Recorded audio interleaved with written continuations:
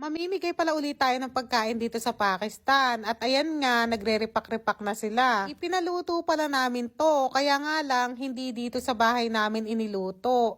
Dati kasi pag nagpapaluto kami, ay dito sa gilid ng bahay lang sila nagluluto. Pero ngayon kasi marami daw silang pa-order, kaya hindi sila makakapagluto dito sa amin. Kaya doon na lang sila nagluto sa bahay nila at i-deliver nga dito yan. Dalawang malaking kaldero pala ang ipamimigay natin ngayon. Marami pala nagtatanong sa inyo kung magkano yung halaga ng isang kalderong ganyan. Sa rupees yan, ang binabayaran namin ay 15,000 rupees. Pag sa peso naman, kunwari may magbibigay sa akin peso through GCash. Ang mangyayari kasi dyan, ay meron kasi ditong nagbi-business na Pinay, ganyan, GCash. Kaya nga lang may kaltas. Siguro mga 3.5 to 3.7 sa peso, yung halaga ng isang ganyan. Pagka sa GCash mo siya ibibigay. Katulong pala ng bayaw ko yung mga kaibigan niya. At ayan nga, naku, mga hiyang-hiya. Kulang na lang talaga, lumubog sa kinauupuan ba? Kahusay nga, at meron siyang nare-recruit lagi ng mga kaibigan para may mga katulong ba siya. Pag kami lang kasing dalawa, hirap na hirap ako. Ang sakit kaya sa balakang niyan, lalo na bayaw ako. Pag matapos kaming magpakpak na ganyan, humihilot ang balakang niya. Humihilot siya sa balakang niya, humahawak sa balakang, sa likod. Sakit Pati yung kamay niya naninigas. Basta ako, ganito lang ba? Patayo tayo, pa-video-video, ganda-gandahan. Yan lang ang papel ko. Ito ngang si Rafe ay bibigyan doon niya ng pagkain yung tuition teacher niya. Tuition teacher dito yung tutor yon. Dati, doon din sila Usman nagpapaturo. Kaya nga lang inilipat ko dito sa malapit sa amin. Kasi nga, ang dami kasing tinuturuan noon. Halos hindi niya na maturuan lahat sa sobrang dami. Kaya ang sabi ko ay ihanap ng iba si Usman at si Mariam para matutukan. Kaya ngayon ay alhamdulillah mahuhusay na yung mga anak ko. Laging natatap. Ako rin naman nung nag-aaral, lagi rin akong top. Top sa kautuan.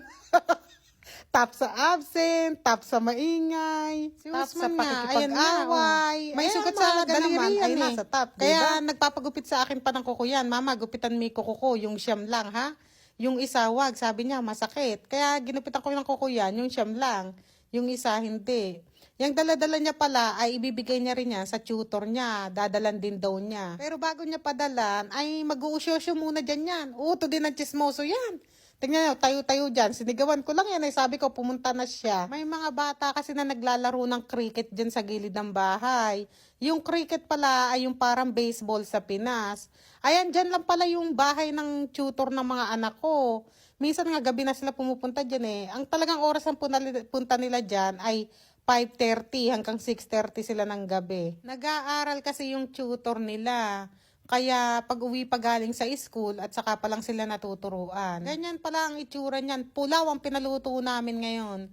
Rice na may chicken.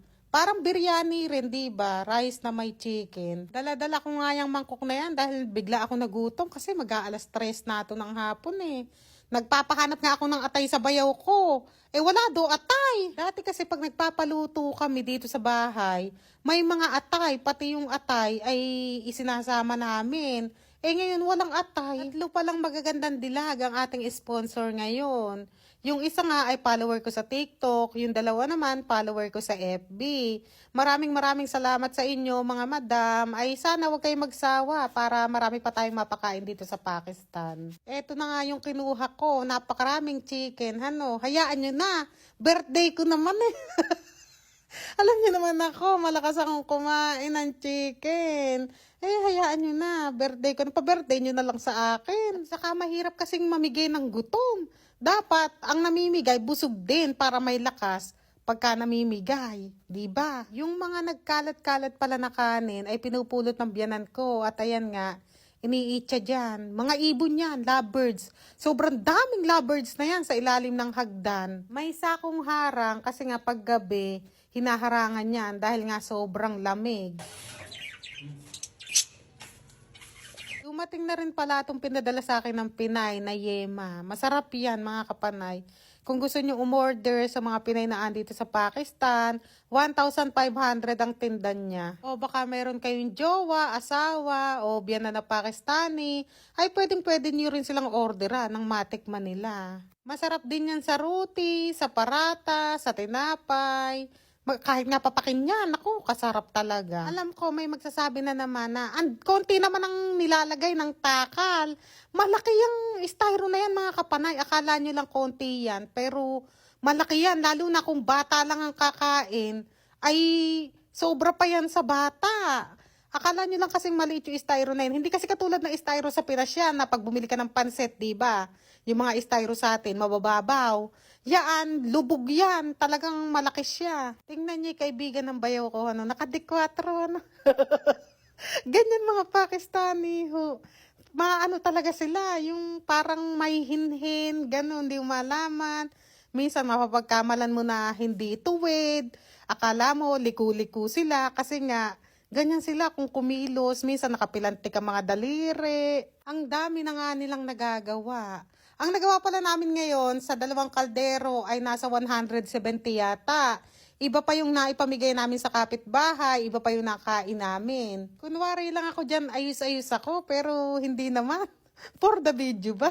Kaya tayo na nga tayo, tapos na pagpapanggap. At ayan nga, nakatapos na rin sila sa wakas.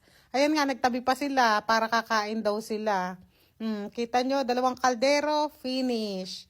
Ayun, yung 2 nakatabi na yun ay 4 pala, ay ibibigay ko sa kanila dahil di ba tumulong sila, ay bigyan naman natin, tagalawa sila. At dahil merong ikakasal dito sa kapitbahay, malapit dito sa amin, yung pupuntahan ko, ay dadalan ko. Malay nyo, imbitahin ako sa kasal. Sabi ko sa bayo ko, oy, magbibigay ako doon sa ikakasal kasi malay mo imbitahin ako, maka-attend ako ng kasalan, di ba? Ayan, tinitingala ko. Ang tinitingala ko dyan ay Christmas light. Sabi ko, dadalang ko sila. Ay, pag hindi naman nila ako imbitahin sa kasal, ay makonsensya naman sila ba? Ganyan ang discarding malupit. Ito namang bayaw ko ay bibigyan niya nga itong katapat naman ng bahay namin. At yung naka-white naman na yun ay pamangkin ng asawa ko yun eh.